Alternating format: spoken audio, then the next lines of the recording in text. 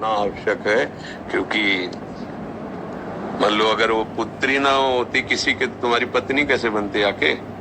तुमने किसी की पुत्री का पाणी ग्रहण किया तो तुम्हारी पुत्री किसी को पाणी ग्रहण कर दो। अब भगवान वो पुत्र रूप भेजते हैं या पुत्री रूप भेजते हैं, संतान भेजते हैं, ठीक। और जब संतान नहीं भेजते हैं तो हम जगत के बाप को संतान बना लेते हैं। बैठा लो गोपाल जी को, आओ तुम। वही प्रश्न हमारे। हाँ, जगत के गोपाल जी कहते हो तुम जिस भाव से भजोगे मैं आ जाऊंगा, तो आओ तुम्हें। जब पुत्र नहीं दिया, संतान नहीं दी और हम गृहस्थी में है तो हम तुम्हें पुत्र मानते हैं हाथ से और दुलार करते। तो ये यथामाम प्रपद्यन्ते तास्ततः भजाम्यहम्, भगवान के वचन है कि जो मुझे जैसे बसता है मैं उसको वैसे ही प्यार देता हूँ। तो जगत के पिता है यद्यपि, जब उन्हें पुत्र भाव से देखोगे तो अब बात बन गई। अब वो तुम्हारा भार संभाल लेंगे। नहीं होता, जब हमारे भाव में आ गया कि हमारे पुत्र है तो अपराध वो थोड़ी, जब सखा भाव हो जाता है थोड़ी तक अपराध हो गया। और अगर वो नहीं करते तो दबका देते हैं सखाजन, जाकर नहीं हाथ से तुझे खेल से निकालते हैं हम। तेरे पास 2-4 लाख गौएं ज्यादा होंगी ना तो बाबा का लाडला कल से खेल में कन्हैया नहीं आएगा। तो जानते हो क्या करते हैं? कान पकड़ते हैं, अब गलती नहीं होगी, अब गलती नहीं। भाव का भगवान पोषण करते। ग्वारिया बाबा सिद्ध संत हुए हैं, उन्होंने प्रभु श्री कृष्ण को अपना यार माना, मित्र माना। अब बहुत समय हो गया, साक्षात्कार हुआ नहीं, भाव में रहते थे, बड़े महामहिम थे। अब जब कोई उनको माला ले दिखा दो, बंद करो, वो बड़ा निष्ठुर है, अपने पता नहीं क्या समझता है, इतना जब करो इतना करो, सामने नहीं आता है, हमें नहीं भजन कर, मत करो भजन, धोखा। और निर्णय कर लिया नहीं करेंगे भजन।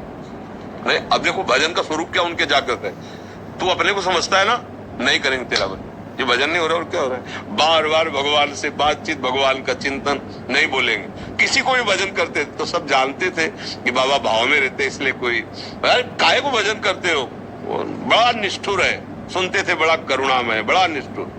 शाम की इसी रमण रेती में, ये जो मोड़ में इसे रमण रेती, वृंदावन रमण रेती कहते, रज थी।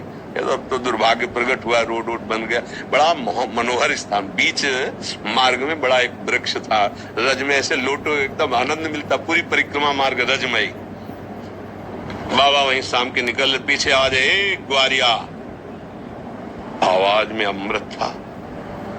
मुड़ के देखा ऐसे सांवरे सलोने सरकार, नौ किशोर अवस्था, बाप रे, ये तो मोड़ पड़े, जाके गले लगा। फिर ध्यान आया कि हमने तो नियम लिया था इससे बात नहीं करेंगे, हटे। अब प्रभु अचला पहन पकड़े ऐसे, ए बाबा सुन तो तू नाराज काहे को है? बोले इतना दिन हो गया और आप मिले नहीं। और उनके सामने भेकड़ी थोड़ी चलती है, तो आंसू चल रहे इतना। तो उनका देखो, ऐसा कभी तुमने दर्शन की आकांक्षा भी नहीं की, आज तुमने आकांक्षा की, मैं अब तुम जब कहोगे, देखो नाराज मत। उनको फिक्र है तुम्हारे नाराजगी की। अगर हम उनको सखा मानते तो फिर सखे माने भगवान का वैभव ना देखे, नहीं तो सखा नहीं मान पाओगे। उनका वैभव ऐसा अनंत है कि फिर सखा तुम सोच पाओगे। अगर पुत्र मानना तो केवल पुत्र ही भाव रखते हुए कि मेरा, और अगर उनके भगवान के भाव में जाओगे तो पुत्र क्या, मच्छर भी नहीं है उनके सामने, हम क्या है?